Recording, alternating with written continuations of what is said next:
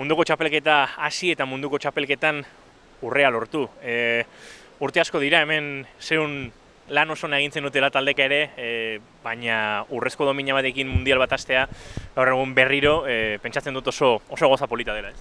Bai, eta gainera nik behintzat ez nuen espero urrea lortzea. Aste honetan entrenatzen eta ez gera oso ondo sentitu, baina bueno, azkenean konpetian oso ondo atera da. Koordinatu gera eta oso denbora ona lortu dugu gaur. Batzutan kontrakoa izaten da, ondo entrenatu eta lehiaketan ezin, eta hobe horrela bada, ez? Sentsazioak lehenik oso onak izanez eta batean sentitzea oso ondo zaudetela, ez? Bai, azkenean ez gera gure sentsazioen esklabu izan behar.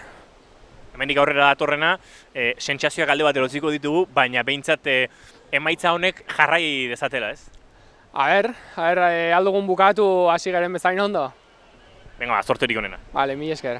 Arranque de mundial para todos nuestros palistas y entre ellos también para Joan Crespo, que arranca la competición con una medalla de oro en estas patrullas, en esta competición por equipos.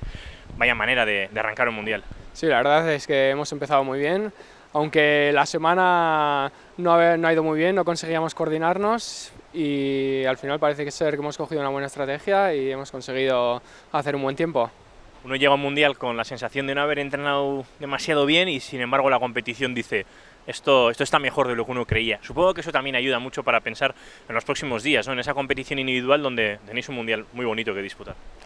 Pues sí, hemos tenido buenas, malas sensaciones y hemos llegado aquí haciendo una buena manga. La verdad es que muy satisfechos con ello. Ahora, ¿qué le pides a este mundial? Que todo siga así. Esperemos que acabe igual de bien que ha empezado. ¿Cómo te ves de cara a esa competición individual? Supongo que bueno, después de lo de hoy, viendo que estáis a buen nivel, ¿no? Sí, va a ser una lucha dura y larga. Ya veremos a ver hasta dónde podemos llegar. Venga, pues mucha suerte. Muchas gracias.